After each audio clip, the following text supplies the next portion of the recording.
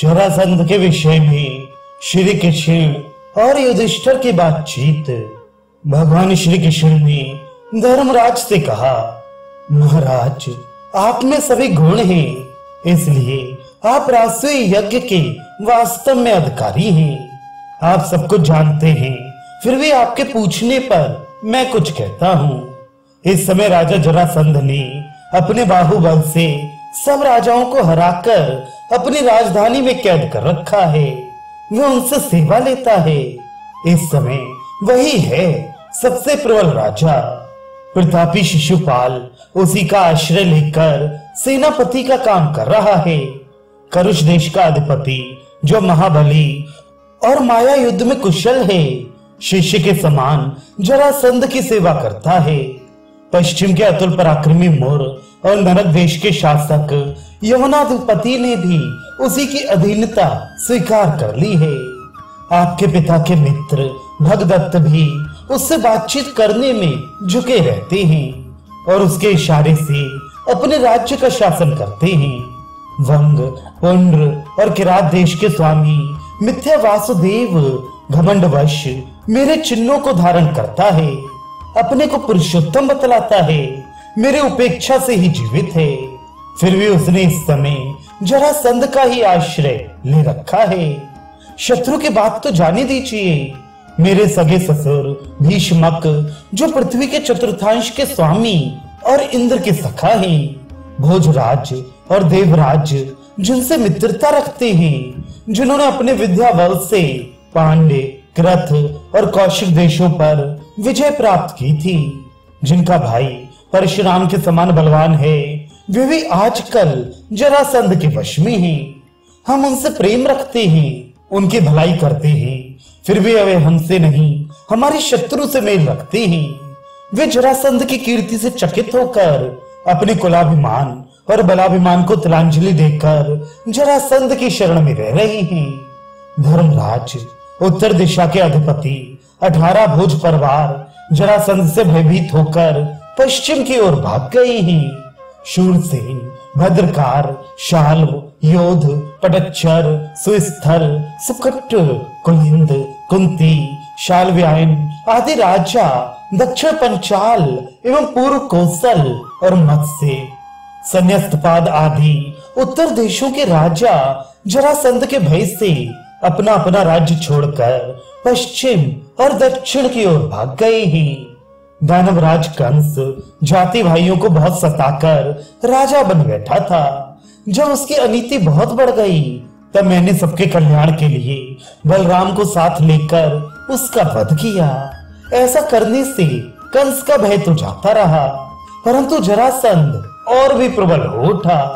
उसकी सेना उस समय इतनी प्रबल हो गई थी कि यदि हम लोग अस्त्र शस्त्रों के द्वारा 300 वर्षों तक लगातार उसका संहार करते रहते, तब भी उसका सर्वथा सफाया नहीं कर पाते। वे अपनी शक्ति से राजाओं को जीतकर अपने पहाड़ी किले में बंद कर देता है। भगवान शंकर की उपासना से ही उसे ऐसी शक्ति प्राप्त हुई है। अब उसकी प्रतिज्ञा पूरी हो चुकी है। कैदी राजाओं के द्वारा वे यज्ञ संपन्न कराना चाहता है, इसलिए और राजाओं पर विजय प्राप्त करने की चिंता छोड़कर सबसे पहले उन कैदी राजाओं को छुड़ाना चाहिए। धर्मराज, यदि आप राष्ट्रीय यज्ञ करना चाहते हैं, तो सर्वप्रथम कर्तव्य है कैदी राजाओं की मुक्ति और जरासंध का वध। ये काम किए बिना राष्ट्रीय यज्ञ नहीं हो सकेगा। आप स्वयं बुद्धिमान हैं। यज्ञ के संबंध में मेरी तो यही सम्मति है। आप सब बातों को सोचकर स्वयं निश्चय कीजिए और तब अपनी सम्मति बताइए। धर्मराज युधिष्ठिर ने कहा, परम ज्ञान संपन्न श्री कृष्ण, आपने मुझे जैसी सम्मति दी है वैसी और कोई नहीं दे सकता। भला आपके समान संशय मिटाने वाला पृथ्वी पर और कौन है? आजकल तो घर घर में राजा हैं, सभी अपना अपना स्वार्थ सिद्ध करते हैं, परंतु वे सम्राट नहीं हैं। वह पद बड़ी कठिनाई से मिलता है। भगवान, जरासंध से तो हमें भी शंका ही है। सचमुच वह बड़ा दुष्ट है। हम तो आपके बल से ही अपने को बलवान मानते हैं। जब आप ही उससे शंकित हैं, तब मैं उसके सामने अपने को बलवान नहीं मान सकता। मैं ऐसा सोचता हूँ कि आप, बलराम, भीमसेन या अर्जुन, इनमें से कोई उसे मार सकता है या नहीं। मैं इस बात पर बहुत विचार करता हूँ। मैं तो आपकी सम्मति से ही सभी काम करता हूँ। कृपया बतलाइए क्या किया जाए। धर्मराज की बात सुनकर श्रेष्ठ वक्ता भीमसेन ने कहा, जो राजा उद्योग नहीं करता, दुर्बल होने पर भी बलवान से बढ़ जाता है, युक्ति से काम नहीं लेता, वह हार जाता है। सावधान, उद्योगी और नीति निपुण राजा कम शक्ति होने पर भी बलवान शत्रु को जीत लेता है। भाई जी, श्री कृष्ण में नीति है, मुझ में बल है, अर्जुन में विजय पाने की योग्यता है। इसलिए हम तीनों मिलकर जरासंध के वध का काम पूरा कर लेंगे। भीम की बात सुनकर भगवान श्री कृष्ण ने कहा, राजन, शत्रु की उपेक्षा नहीं की जा सकती। आप में शत्रु विजय, प्रजा पालन, तपस्या शक्ति और समृद्धि सभी गुण हैं। जरासंध में केवल एक गुण है, बल।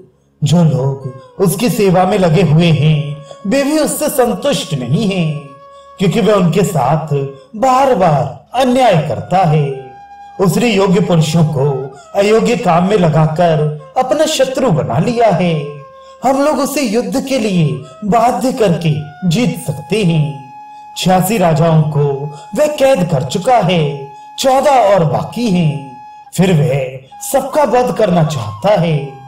जो इसके इस क्रूर कर्म को रोक सकेगा, वह बड़ा यशस्वी होगा, और जो जरासंध पर विजय प्राप्त करेगा, निश्चय ही वह सम्राट होगा।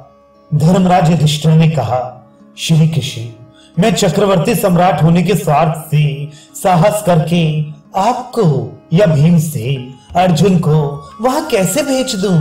भीमसेन और अर्जुन दोनों मेरे नेत्र हैं, आप मेरे मन हैं। मैं अपने नेत्र और मन को खोकर कैसे जीवित रह सकूंगा? यज्ञ के संबंध में मैंने तो दूसरा ही विचार किया है। अब यज्ञ का संकल्प छोड़ देना चाहिए। मुझे तो उसके संकल्प से ही बड़ी ठेस लगती है। वैशंपायन जी कहते हैं, जन्मेजय, इस समय तक अर्जुन गांडीव धनुष, अक्षय तरकस, दिव्य रथ, ध्वजा और सभा प्राप्त कर चुके थे। इससे उनका उत्साह बढ़ती पर था। उन्होंने धर्मराज के पास आकर कहा, भाई जी, धनुष, शस्त्र, बाण, पराक्रम, सहायक, भूमि, यश और सेना की प्राप्ति बड़ी कठिनता से होती है। सो सब हमने मनमाना प्राप्त कर लिया है। लोग कुलीनता की प्रशंसा करते हैं, परंतु मुझे तो क्षत्रियों का बल और वीरता ही प्रशंसनीय जान पड़ती है। यदि हम लोग राष्ट्रीय यज्ञ को निमित्त बनाकर जरासंध का वध और कैदी राजाओं की रक्षा कर सकें, तो इससे बढ़कर और क्या होगा? भगवान श्री कृष्ण ने कहा, धर्मराज, भरतवंश शिरोमणि कुंती नंदन अर्जुन में जैसी बुद्धि होनी चाहिए वह प्रत्यक्ष दिख रही है। हमारी मृत्यु चाहे दिन में हो या रात में, हम उसकी परवाह नहीं करते। अब तक अपने को युद्ध से बचाकर कोई अमर भी तो नहीं हुआ है। इसलिए वीर पुरुष का कर्तव्य है कि वह अपने संतोष के लिए विधि और नीति के अनुसार शत्रु पर चढ़ाई करके विजय की भरपूर चेष्टा कर ले। सफलता में लोक, विफलता में परलोक, दोनों ही अवस्थाओं में अपना काम तो बनता ही है।